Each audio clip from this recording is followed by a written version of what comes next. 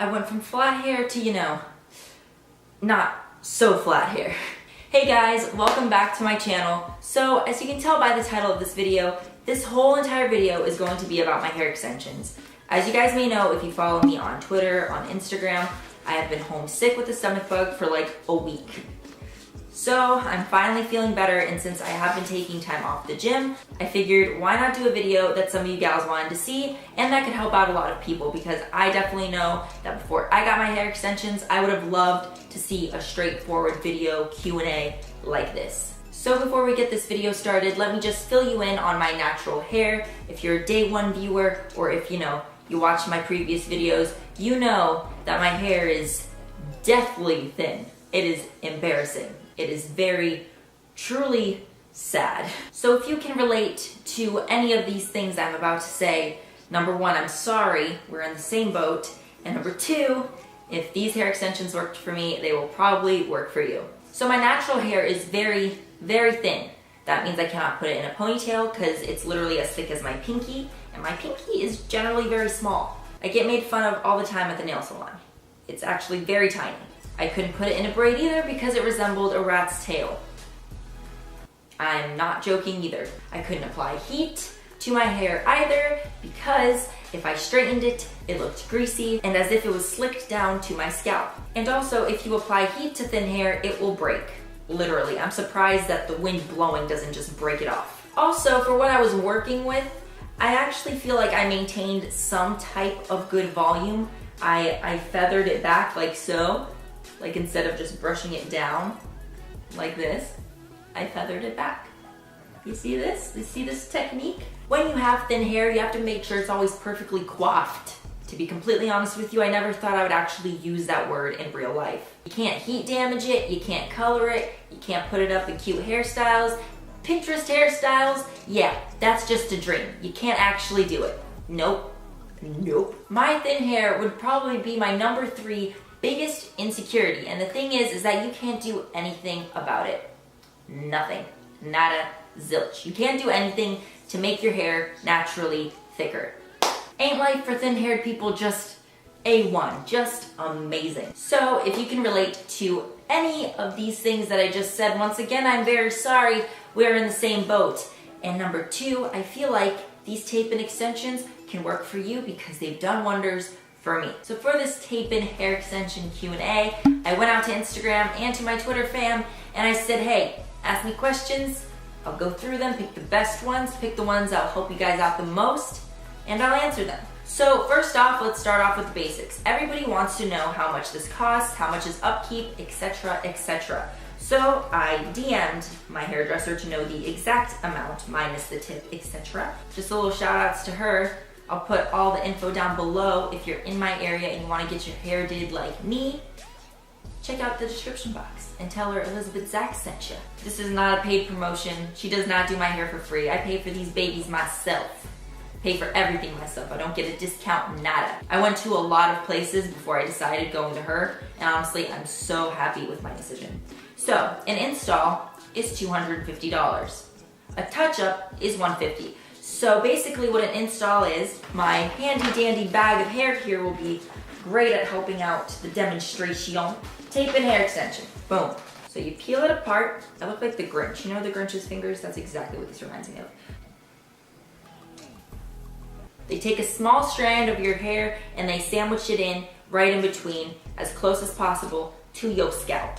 It doesn't hurt at all. And it's really not that heavy. So basically what a touch-up is after 6 to 8 weeks after your initial install, come back in, you get them all taken off, and then you get them replaced because your hair grows out, and so does your extension. And if an extension does fall out, that does happen sometimes, an extension fix is $15. So yeah, you definitely have to have a budget plan for tape-in extensions. You shouldn't just expect them to last forever and get them done only once. You have to get them touched up. You have to keep up with the upkeep and make sure you have a budget for that. So another question that I got a lot is that how long do they last? Like, can you reuse them? Well, so far I've been reusing the same hair. It hasn't been a problem for me. I haven't damaged them too much. I feel like that's the only time when you have to get rid of them. When you get them touched up, they put another thing of like the glue on there. So the glue never really gets wore out. Another question is, how short is your real hair, and is there a certain length your natural hair should be so that extensions don't look fake. I'm not really sure about how long they should be because I know my hairdresser deals with women that have like bobs and she still manages to make extensions look good. Now, are they this long? I don't know and I don't think so, but I don't think that there's a specific hair length as long as you don't have like a buzz cut or a pixie haircut. I feel like you're fine. My natural hair is down to here, I believe. And my hairdresser did a pretty cool thing how when she was applying the top hair extensions, we used shorter hair and the bottom we used longer. So it looked layered. So it did blend in a little bit more seamlessly. Okay, another question is what is the length of my extensions? They're like 18 to 20 inches. I did have blonde 24s put in. Worst decision of my life, but that's for a different question and I'll tell you guys why. And this is human hair. It sounds gross because it's not my hair, but technically I bought it, so it is my hair now. Boom. That's what you gotta do when you have thin hair and you want some length and a little bit more added volume. Now this one's pretty important, I feel like, to answer is that are hair extensions as much work as they seem? Upkeep, washing, styling, keeping from tangling. And another question I'll add in there is it hard to brush your hair with hair extensions in? So upkeep, to be honest, it's not that hard. You just have to have the money for it. Obviously, if you're already pinching pennies, then you know what, if they're not that big of a deal, you don't have to get them done. It's just, you know, glamour, I guess. Washing isn't all that hard. If anything, the extensions made my life 10 times easier that way because with my thin hair, I had to wash it every single day because if I didn't, they looked super greasy and like it was slicked to my scalp. The only weird thing about my hair extensions is that you have to use a certain shampoo that doesn't have any oils in it or anything like that, and you have to wash like this to get in between the tape-ins and make sure that you're keeping your hair clean like this. And then you could just do whatever else anywhere else, but you have to make sure that you actually get in there, clean out the gunk, you feel? Styling isn't hard. If anything, I lived my whole entire life to be able to style my hair. So that's not a problem for me. My hair is naturally like curly / wavy, and I feel like this might be important for some of you as well, is that do your extensions kind of form and blend in with your natural hair? Weird story, my brown ones did perfectly. Seamlessly, the same exact type of wave. But with the blonde ones, not so much. And I talked to my hairdresser about this, and that's not really supposed to happen. I feel like I maybe got a dud. But if I do want to leave my hair naturally wavy like it is, then I have to put my hair in a braid to make sure that my extensions kind of wave better. Because if I leave this natural and I don't leave this natural, you can tell that I have extensions in, and it kind of looks, you know, it kind of resembles a mullet. I'm not even gonna lie to you. Brushing my hair isn't hard at all. The only time it is kind of tedious is right when I get out of the shower and it's still wet, because then it's like so thick that like this wet brush won't do anything. Before I never owned a wet brush, but the second I got tape and extensions, my hairdresser is like, you're gonna want one of those because you don't want it tugging at the extensions, and you know, these are just generally, you know, better for every single day life. And if you have watched my channel, you probably noticed that I always have my handy dandy hairbrush. I'm not even kidding, at all times. And that's why in my videos you can see my hairbrush move from here to here to here to here, because in between takes when I mess up a word, I brush my hair and then I get back at it. If you do have a tangle or your hair's a little bit knotted, then I would suggest holding it here and then brushing it out like that, because you do not want to be tugging at your roots. Don't. It'll hurt, you will regret it, and it will be awful. Okay, the next question is, have you had any horror stories? Also, how do you maintain your hair with your gym schedule?